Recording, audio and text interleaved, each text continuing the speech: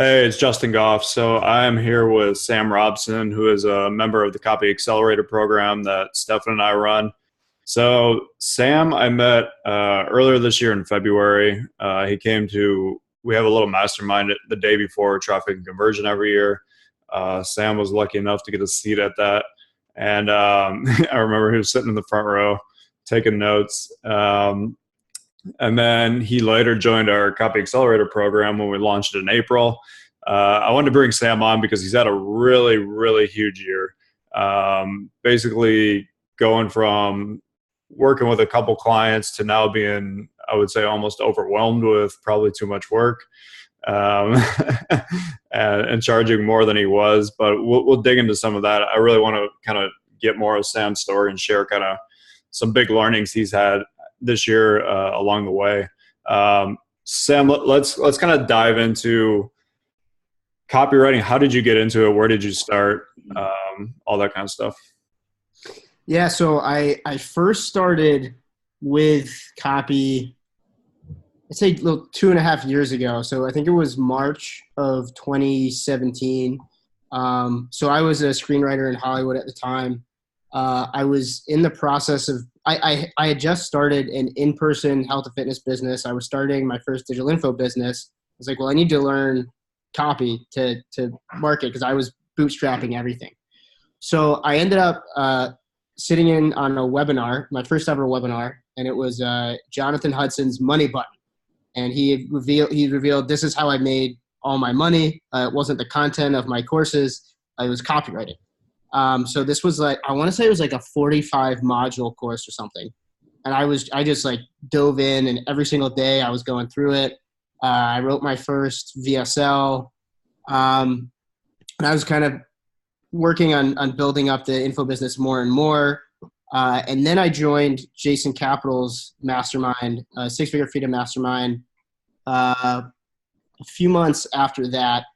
So that started August of 2017, and our first meeting was September of 2017. And in those 4 weeks, our first assignment was very simple. You have to read these 6 books on copy. One of them was The Ultimate Sales Letter, Tested Advertising Methods, Why Ads Make Money. I don't remember what the other 3 were, but they're all on my bookshelf still. I still have them. Scientific Advertising was one of them. And then we had to hand copy, I think it was like 9 or 10 sales letters. And so I was up earlier than I ever was. I worked in TV, so I was a big TV guy. Didn't watch TV for that entire month. Went to bed later. I think I was the only person in the group who actually read all of the books and hand copied all the sales letters.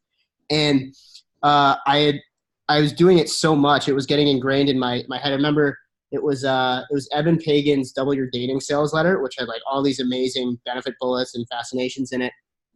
And I started getting ideas for what I knew what my upsell was going to be for my digital info product. It was a training. The upsell was going to be a comprehensive training course. And that was on a Thursday, I remember. And then that Saturday morning, I was meditating, and all of a sudden I just got hit with inspiration. And I stood up, and like in 90 minutes, I wrote the entire upsell. And I haven't edited it to this day. And like, there are people in Copy Accelerator who went through the bullets, because it's mainly a bullet heavy sales letter, and they're like, this is really good. And I was like, yeah, it was just a matter of going through all of it at once. And then, I started going through the other elements of building a digital info business, bootstrapping it. I built my own funnels. I ran my own Facebook traffic. I actually made some sales on cold traffic. Actually, funny story. The first time I actually met you, I think was in 2017. So we had the Six-Figure Freedom Mastermind in San Diego. And I had just launched my offer a week before. I was the first person to launch their offer, and you were the guest speaker. Okay. And yeah, I remember. I think you actually looked at my sales letter, and you're like, yeah, this is pretty good copy. And I'm like, oh, okay, maybe I have something here. And then I started studying email copy a few months after that for my own business. And then I realized I can make a far greater impact and actually achieve my mission much more effectively, helping already existing businesses with their copy, their marketing, reach more people, make more impact than I ever could just doing my own thing. So then I started with an email copy / email marketing business. I worked with my first couple clients were a couple guys in the digital info space in Canada. Rick Casella is one of them. I still work with Rick to this day. And then I started working with Craig Ballantyne it was the beginning of July. And then in that time, I also started working with Steve Weatherford, Vince Del Monte, and I started going deeper and deeper with Steve. Steve's a great friend of mine, a great guy. I love the brand. And they kind of brought me in as their in-house copywriter. So I hadn't written anything but email copy in about a year. And then it was like November, December of last year, I started writing these like 1,500 word, 2,000 word landers for them. And then I started doing everything with Steve, and then including email. And then I started doing a little bit of sales copy. Actually, I think it was within the first month of Copy Accelerator. And then as of June, I've been a freelancer and just been growing like month over month, with not just what I'm making, but the quality of clients, the level of the projects, all that stuff. And all of that has been just a pretty crazy whirlwind over the last, I guess, 2.5 years or so. Awesome, man. So let's dig into earlier this year. So you were working with Steve, you were working with Craig. You're doing a lot of email copy. Give us an idea of where you were kind of at per project fee, or how much you were making per month back then.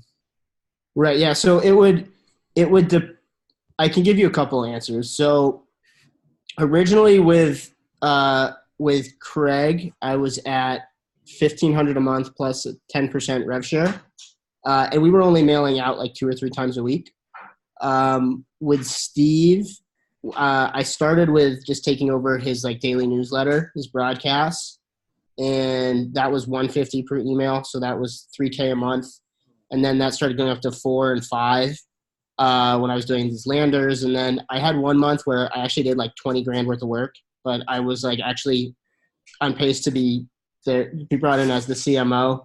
So they paid me $10,500 for that, which was like the most I'd ever made in a month. But then I was consistently at $6K a month. That was my retainer, was $6K a month. And that kind of lasts. And then the reason why I say it's kind of hard to say is that I'd also have, I'd do like a few creatives a month for Rick, or, I get a project here and there somewhere else. But my like consistent income for the first half of this year was about $6K a month on average. $6K a month? Yeah. Okay. So you're at $6K then. Where are you at nowadays? Well, it depends on the month, but June was my first month as a freelancer. I made $7,500. July, I made about 12, which was my record at the time. And then in August, I made a little over 20, which almost doubled the previous record, which was cool. And then this month, depending on how a couple of deals shake out, I'd say between like 14, 15 to like 20 something. Because I have a couple calls this week. We'll see how those pan out, but I should be at like a minimum of 13K, 14 this month. Awesome, man. If the other things don't pan out. So pretty significant jump from where you were at. Pretty much double, and in some cases tripled what you were making. So, all right, a lot of that comes down to, I want to kind of dig into like what propelled that. A lot of that comes down to writing better copy. The other half of it is getting access to better clients, or picking up better clients who can simply just pay you more money. So from kind of what you said, it was kind of a gradual progression, it seems like, from where it went from June to July to August, and kind of kept going up. What would you say was kind of the, I don't know, one of the big needle movers for you? We'll dig into a couple of them, but off the top of your head, what was one of the bigger ones? I mean, it's pretty much everything you just said. So leveling up my copy. Like I knew I was a good email copywriter when it came to, like broadcast and brand building, because that was where I kind of built my copy business, my marketing business. It's interesting though, because most people typically start with email and then transition to long form. And I started with longer form and transitioned to email and then went to longer form. And now I'm doing both. But leveling up my copy skills was huge. Access to higher level clients. But now, because I have much higher quality copywriting skills and abilities, I'm able to perform and deliver better for those clients. So then they keep hiring me and rehiring me again and again. And even if someone doesn't hire me, because I've had a few things where I've been up for it with other people, and I've been told, which was interesting for me now, that they wanted to go with the less expensive option. But like some of those people are now referring me for other projects because they love my copy. And then in addition to access to higher level clients, higher level projects, kind of like I mentioned a couple minutes ago. So like I've done a decent amount of cold traffic email the last couple of months. I think that's something where I could really see myself focusing and flourishing with in the future. I just got another client on Friday actually for cold traffic email in the Nutri space.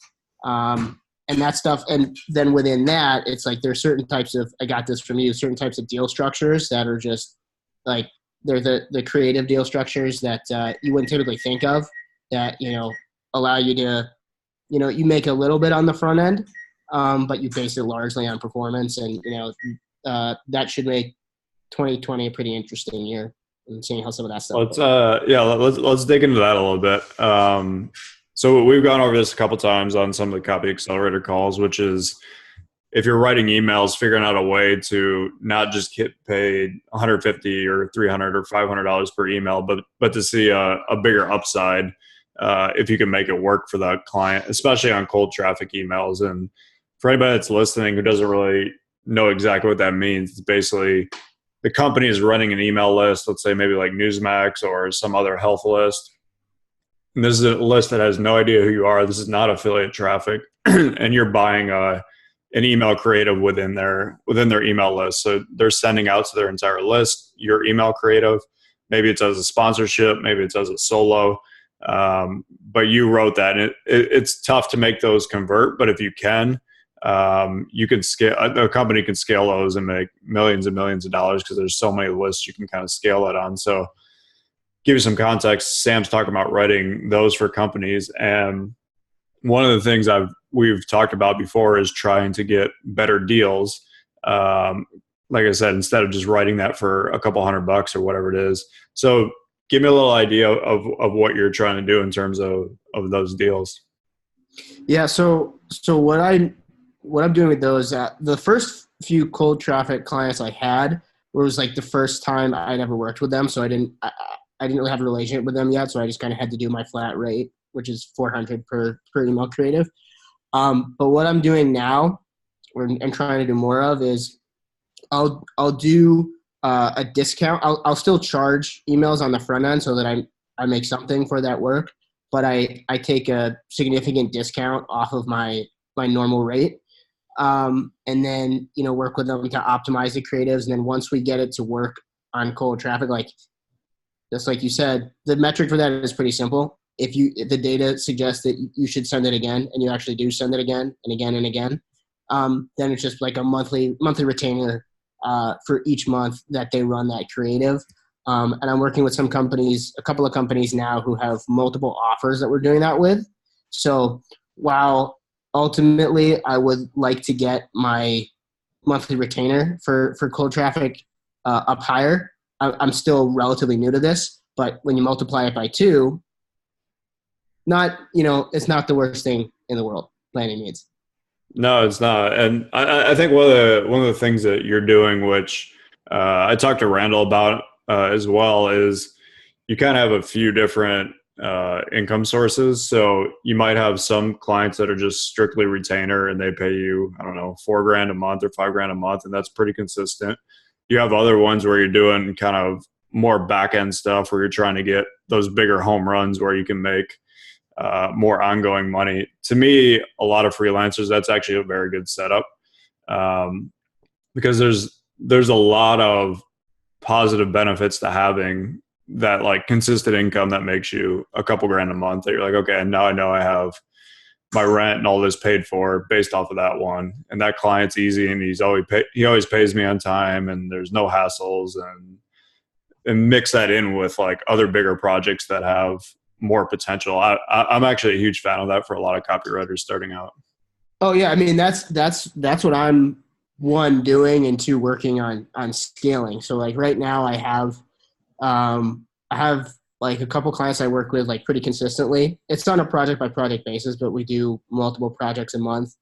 And then I have a coaching program that's a 2-on-1 coaching program for up and coming copywriters and digital marketers who are in their first couple of years of operating. So that's consistent. And we have 3 clients right now. And I think we're signing up a 4th in in a week or 2. So that's consistent, and that's like 6 hours of work a week, like all in one day. And then I have there's a health and fitness platform that I'm now a partner in, and my partner role and board of directors role is as a copywriter, which is pretty cool. So I have rev share and equity in that company. And then I have these cold traffic projects I'm working on. And then actually one of my cold traffic partners, who he runs the email media, he and I hung out over the weekend, and he wants to put together like 3 or 4 supplement offers together next year. And he's got all of the logistical stuff handled. It would just be a matter of like actually coming up with what the product is. He would buy the email media, I'd write the copy. And so that would be kind of more, consistent revenue and income. But yeah, I completely agree with you. You know, the idea of having all these different streams of income is real, even if it's just like a couple grand here, $6 grand here, or maybe, you have one project that's like 10, 15 or whatever. I think that's really, really helpful, because my first month as a freelancer, just for the sake of full transparency, I was like petrified when I first became a freelancer, because it was my first month ever that I didn't have, like as a full-time copywriter, that I didn't have a retainer client. And I was like, oh man, what am I going to do? And sure enough, like 5 minutes after that happened, someone I'd worked with a month before called me and was like, hey, we have 2 things that we need creatives for. Can we pay you for them? And I was like, yeah, sure, that works. And then but then after that, I had like a week and a half or 2 weeks where nothing happened. And I'm reaching out and I'm following up with people and nothing's happening. And I'm freaking out.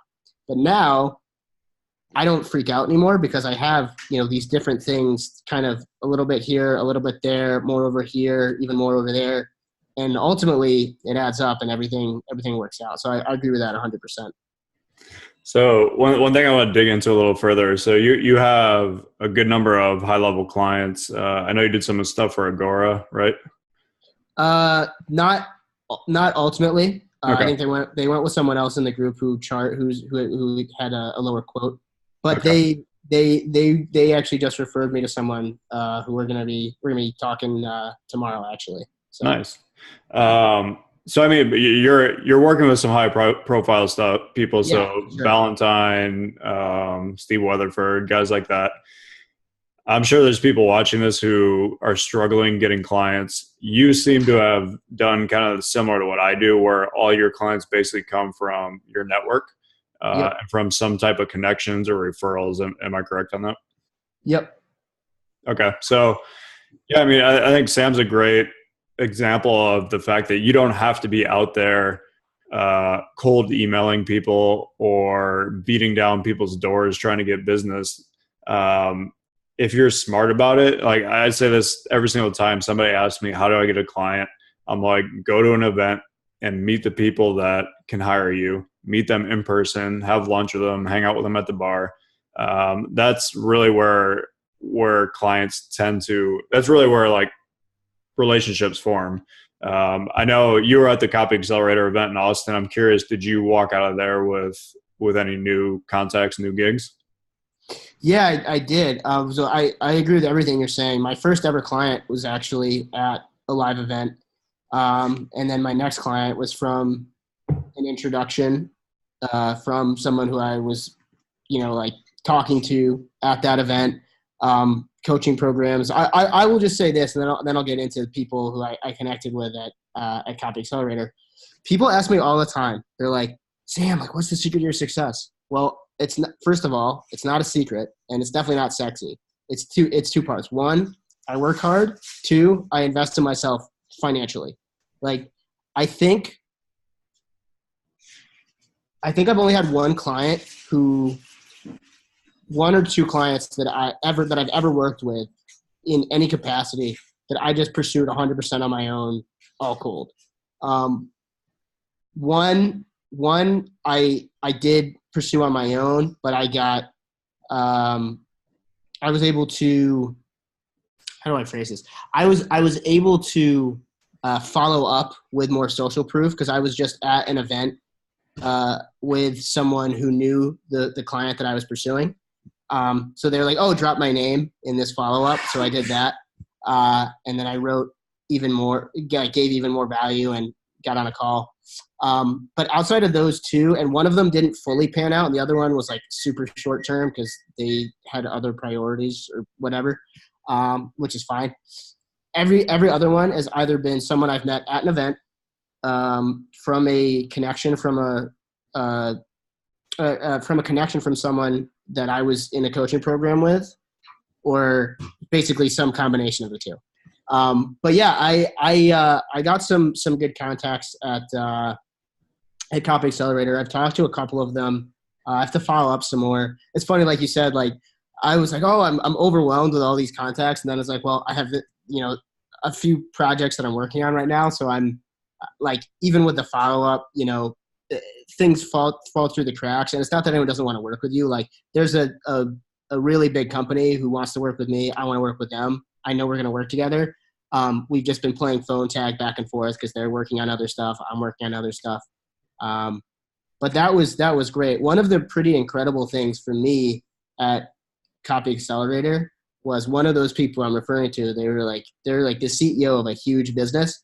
They actually approached me and asked me if I wanted to work with them, which was really, really cool because to me, I was like, oh, this person's coming up to me. That's pretty awesome.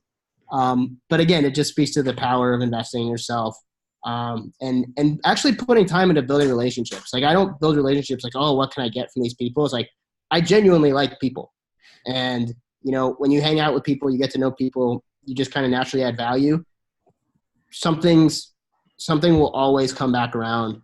It might not be immediate, but things do come back around when you just like a genuinely good person actually care about what other people are interested in and what they need. Yep, I think that's a great point.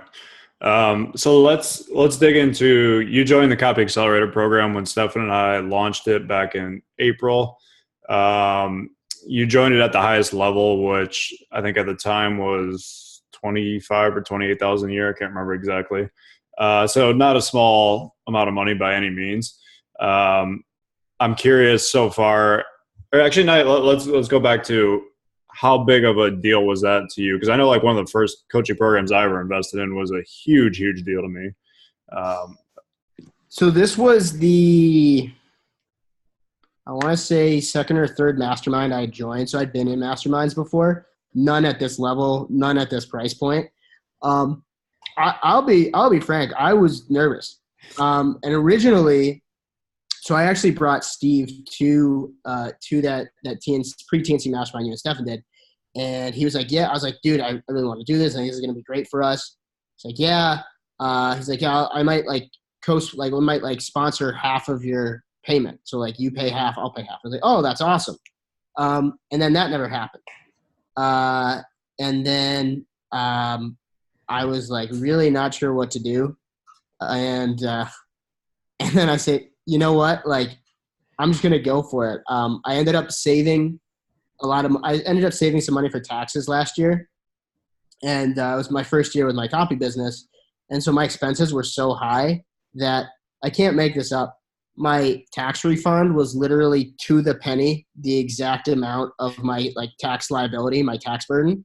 So they're like, okay, just give us your debit card. And within 3 weeks, this exact amount will just go back into your account. I said, awesome. So I was like, you know what? I only have, runway for like, I think it was like 3 or 4 months of Copy Accelerator. And I was like, but you know what? It's do or die. If I put my money where my mouth is and I do the work and I just get better, and I meet the right people, like this is going to start paying for itself. And I was really nervous because in the first 3 months it wasn't. And I was like, that savings account that number was getting lower and lower and lower. And I was like, oh, this is awesome. But in the last few months, it's actually just completely paid for itself. Like it's literally the program covers the program, which is really cool. And I don't have to worry about that.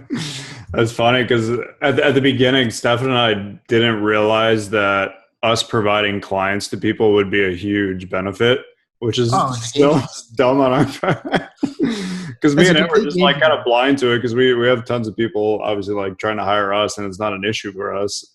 I kind of forgot like, oh yeah, when you're starting out or you're not as well known, like getting clients is the hardest fucking part. Like it doesn't matter if you get better if you can't get clients. So right. Yeah. What's really cool about that though is that because you're helping us level up our copy skills, like I said, like with some of those clients, like, you know, you'll do like a tiny little thing for them. And like I have one client in particular where I did something really small for them just to like, as like a trial project or assignment like 3 months ago. And like, they've been my main client since then. Like we've just done a lot of work together. We're still doing more work together. But it's simply creating those opportunities is a complete game changer. No question. Yep. Cool. So let's dive into some of the big stuff. So we've taught a ton of stuff in Copy Accelerator in terms of writing copy and leads and hooks and mechanisms and kind of everything. I'm curious, what has been some of the stuff that maybe has really stood out to you and really kind of changed your copy, or maybe stuff that like you thought you were doing before and then once you like realized getting feedback from Stefan and I, like, okay, I wasn't actually doing that as well as I thought I was. I'm kind of curious to hear your thoughts on that. Yeah, there's definitely a couple things. I mean, so the first like strictly long form project I had like as just a full-time copywriter was in, I think it was early April. It was like, I think it was like a week or two after Copy Accelerator started. Because like, even when I was doing landing pages and sales pages for Steve, like their cold traffic offer, like flagship cold traffic offer converts on like less than 1,000 words or something. It's insane. So like those were, you and I talked about this before. They're basically just long emails. They weren't more than like 1,500 words. So I've only used it a couple of times and I'm going to start using it a lot more, probably starting this week. But like with Stefan's RMBC method, like, it's like, oh, I was completely overwhelmed by this project. I was like, I don't know what to do. And it wasn't super long, but I wrote a 20-page sales letter that was like 80+% of the way there in the first draft in like 3.5, 4 hours, which I was like, oh, that's pretty awesome. Cause I was like, oh, this is going to take me like 3 weeks. Like the client wants an ASAP. There's all these deadlines. What am I going to do? So that was pretty incredible. Which, and I'll tie that in with what I'll say next. It's kind of like when I was a screenwriter in Hollywood. The lit management company that I was with had this very unique method of breaking the story, which is like actually breaking the story down to the outline and actually writing a script in ways where you can do it at a super high level really fast. And like I wrote like a 100-page script that was like pretty damn good, probably one of the best ones I wrote in less than like a few days, because I did the legwork on the front end. I followed the stuff to a T. It's very similar with the RMBC method. But going back to my screenwriting days, I never really realized how much like story truly plays into strong copy. Like I know I've talked to you about this before, but you know, we come back to it again and again and again. The emotional story leads, you know, these emotional story emails are probably going to work the best on cold. And it's just stuff that I never thought about before. Like, don't get me wrong. Like I've had projects where I've tested story leads and the curiosity leads actually work better. The contrarian leads work better, but more often than not, it really is the story that like drives things home and stories sell. And I completely like blocked that out of my mind. And that was for the first 4 or 5 years of my professional life, story was all I did, like minimum 6 days a week, really 7, because I was consuming it 7 days a week in addition to working on it 6 days a week. And I never thought about it when it came to copy. And then once I started like seeing some of the stuff that you guys were doing and pointing out and started writing something myself, I was like, oh, this makes so much sense now. And I don't know why I haven't been thinking about this for the last like couple of years, but it's definitely something that I'm gonna tap into and use as much as I can. Nice. Yeah, it's really interesting. It's actually been eye-opening to me. Mine's probably been over the last year or two, because I've always known, obviously, story is huge. But seeing the differences between like an average story and an incredible story, and seeing how different they convert, it's pretty eye-opening when you see something like that. All right, let's dive into, so you said that was kind of one of your big takeaways this year. Let's dive into some other takeaway you've had that's kind of really moved the needle for you, or something that's been kind of like eye-opening for you. As far as like right in my copy, or yeah, in terms of how you actually write copy and what's helped you get actually like better at copy.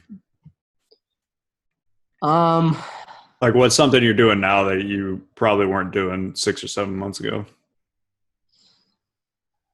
So this might sound simple. It might sound basic. I've subscribed to so many lists like throughout the years, just through like, getting products and stuff. And I didn't even know what copy was when I was being sold with copy for years and years and years. So once I started studying it, I was like, oh, this all makes so much sense now. I could have probably saved a lot of money. But then I started getting on more and more lists once I started building my email copy business, January of last year. And I was reading a good amount of them, for like broadcasts and stuff, because that was my entire business at the time. I was writing, newsletters for influencer-faced health and fitness companies. That was all I was doing. I was doing that for Craig as well, but that was the only thing I was doing. I just stopped looking at them. They would pile up. And lately, I've actually started going through some of them, and I've actually modeled some of them for some of the creatives that I do, and with some of my clients. And I mean, I'd be shocked if it's not paying off. I don't know if I have enough concrete data just yet, but like there are creatives that are modeled after, some of these ones with these heavy hitters, and, just certain little elements from there that I would put in, and things that I wouldn't think to do necessarily on my own. But going through those lists of people who I know for a fact that they're making like ridiculous amounts of money 7 days a week with these emails, like I should probably model that. And I have a very strong feeling it's going to pay off if it hasn't already. I like that. So, and this has actually been eye-opening to me, because I'm very similar in the sense that I'm on probably, I don't know, 70 to 100 different email lists, and I see everything that's going on in health, financial, survival. I pay attention to all of it. And it's always eye-opening to me when I meet someone who's like, oh yeah, I'm not on any list. I'm like, what do you mean you're not on any list? And I'm like, you're a health copywriter? Like, whose stuff do you read? And they're like, oh, I don't read anybody's. I'm like, wow. So I've actually, a lot of newer copywriters, I've actually had to teach this to. I'm like, okay, here's like 7 lists you need to go buy a product from to get on the list, and start studying what they're sending out every day. Because if you don't know what's going on in the market, and you don't know where like the market awareness is of certain products, it's really going to mess up how you're writing. Because you'll start writing, maybe like the market's here, you might start writing like something they've already seen before 5 different times. Like if you were to write a turmeric offer right now, and you didn't realize that every damn health company has put out turmeric stuff for the last year, right, you might start out with a really basic turmeric kind of sales page that they've seen 30 times before, and just going to bomb. Well, not only that, I mean, you're spot on with that, but like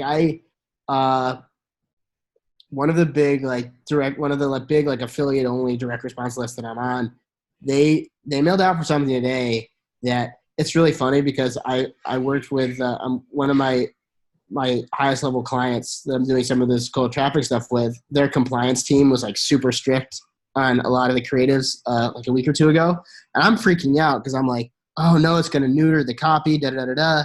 And I was like, I know for a fact people with millions and millions of sends every day are doing this stuff.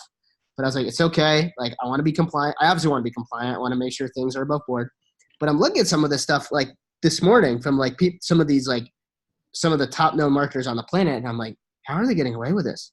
Not only that, but looking at the creatives themselves. And there was one where it was like, it was like one of the things we were talking about a week or two ago with like the weird images.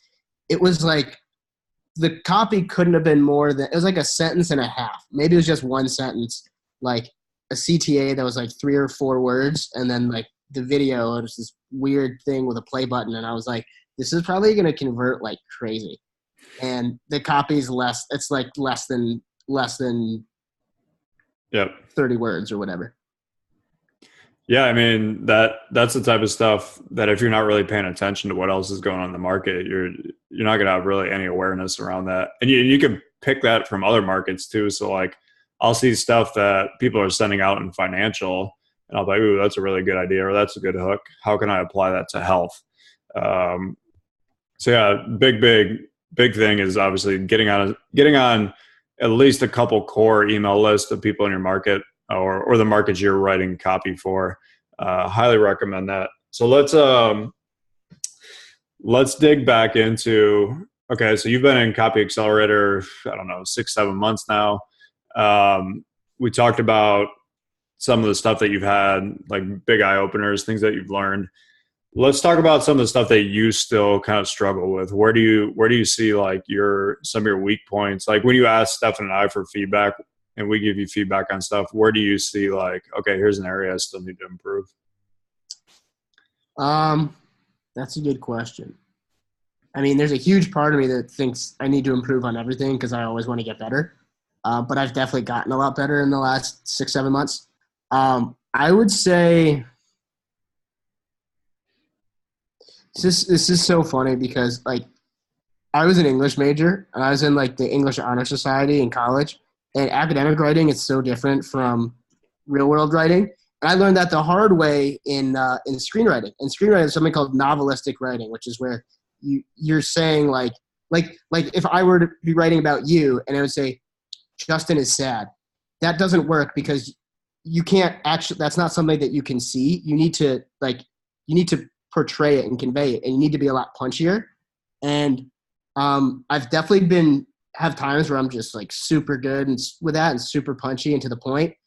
And I've had a lot of times where I think I am, but I'm just still too wordy and I need to cut it down and I need to trim it and trim it and trim it. And like, there's a much easier way to say this. Like I had something where it was for like a fat loss offer, and it was like, oh, like she was like starving herself and eating less and less and less and da-da-da-da-da. And then it just got edited down to, and she was starving herself. And that was it. And it is so much smoother, crisper. The flow is better. It reads better. It's going to convert better than what the other one would. That's a big thing for me is wordiness and getting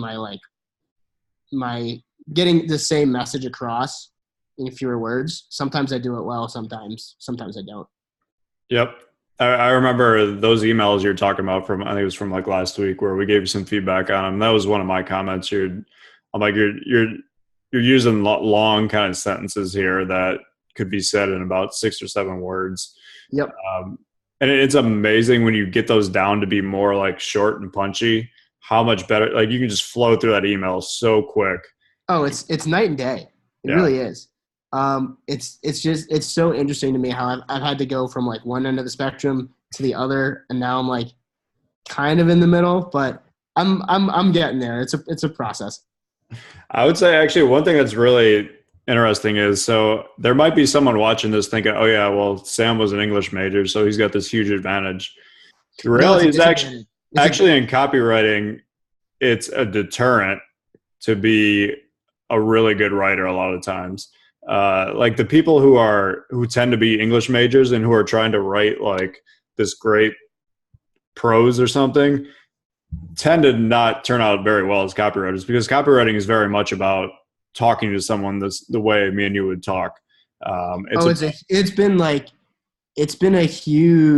a huge disadvantage. Like the one advantage I guess I would say it gives me is that like I've just naturally been a writer my whole life, like whether it's creative writing or for school or whatever. And I write fast. Just this is kind of how my brain is wired. But as far as being like an English major and having that academic background, definitely a disadvantage. Like no question. And I've talked to several other copywriters who are English majors, and they all say the same thing. Because you have to basically unlearn like everything that you've been taught for like 12 to 18 years on how to write. It's like you have to like unlearn like 80+% of that. Yeah. I used to make fun of my old partner, Alan. So he went to Harvard for college, and I used to tell him, I'm like, that's actually a huge, it hurts you in copywriting, the fact that you're that fucking smart. I'm like, if you can go to Harvard and graduate and get a 4.0 at Harvard, like you're ridiculously smart. The fact that you're that smart and on that level really hurts you actually in the copywriting game, because you have a hard time kind of like writing and connecting with Joe Sixpack, who lives in Iowa, who works a construction job, and like, because you guys just think completely differently.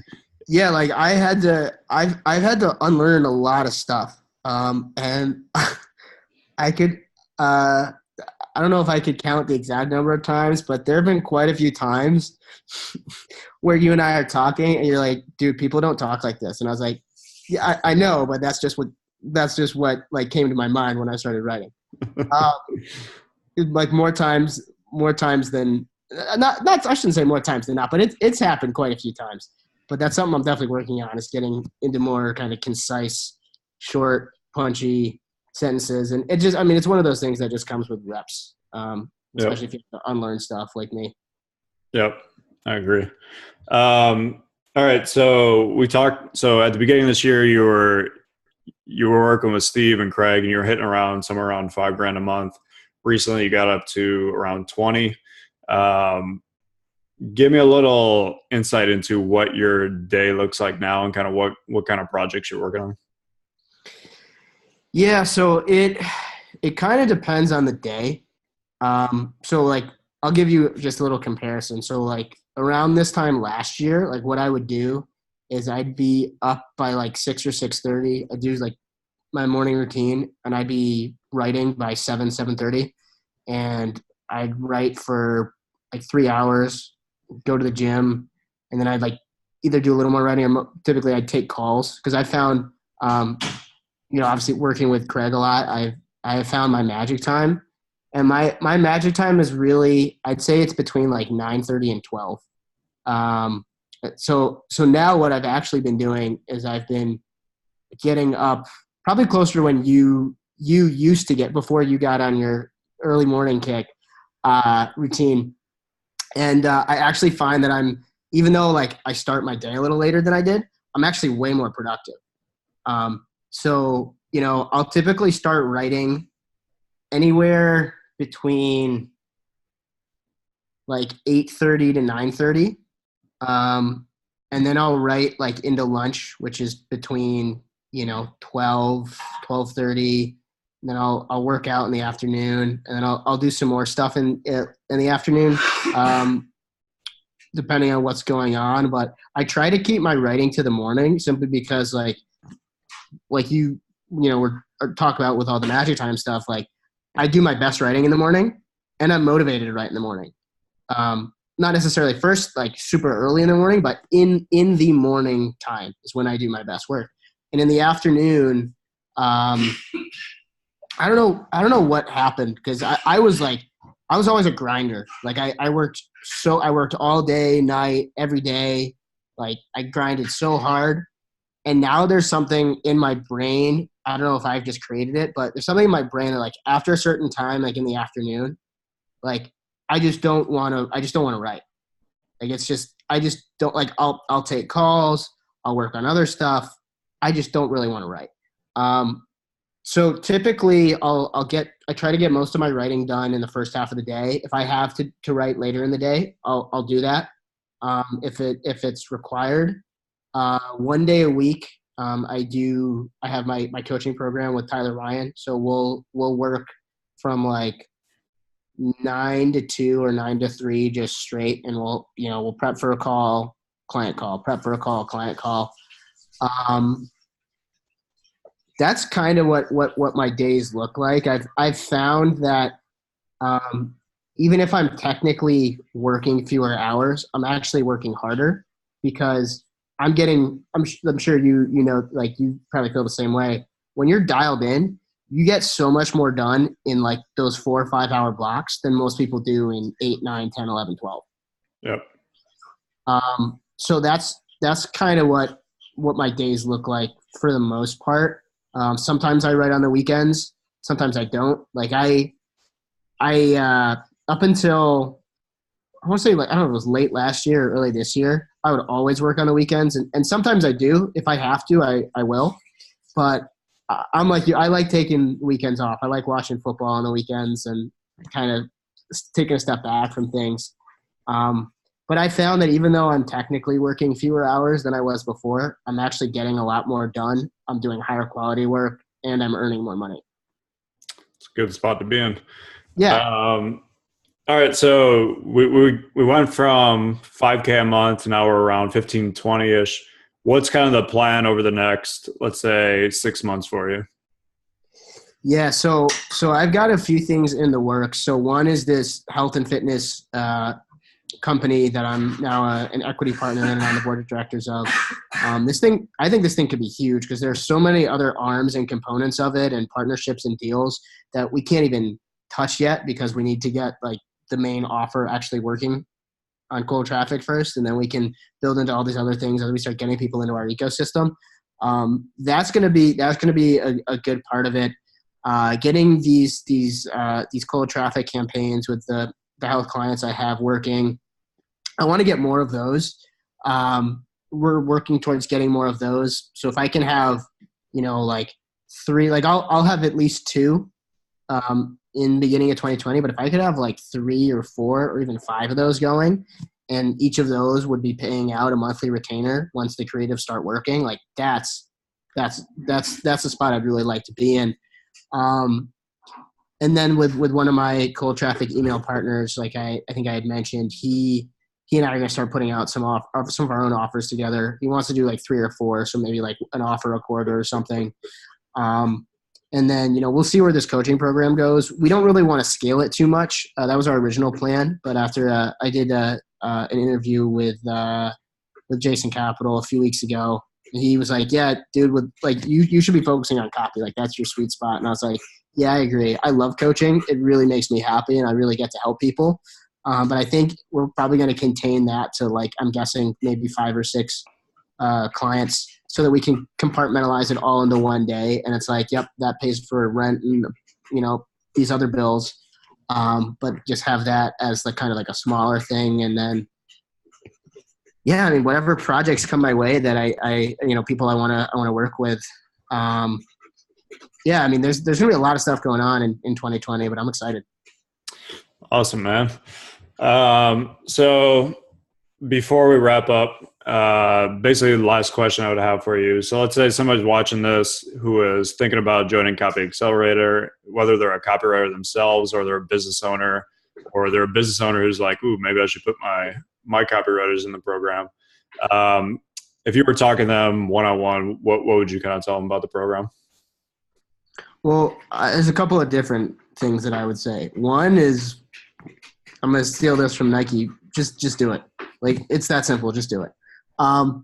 If I were to dig a little deeper, if you want your copy to level up, if you want your business to level up, if you want to get better, if you want to grow, if you want to like seriously like collapse time and have like an exponential growth, like you need to be in this program.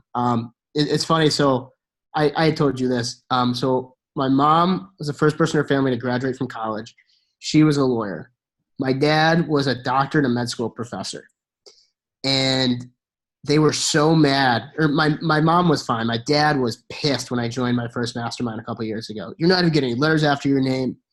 And then my mom said to me like a couple months ago, thank God you didn't go to law school. I was like, I know. And my dad said the same thing. And they're like, I was just home. I was just back east last week. And they're like, we're so proud of you. You're doing everything the right way. Like you're doing it by working hard, being good at what you do, being a good person, and just like going about things the right way, and you've earned it all yourself. Like no one handed you anything, and they now understand it.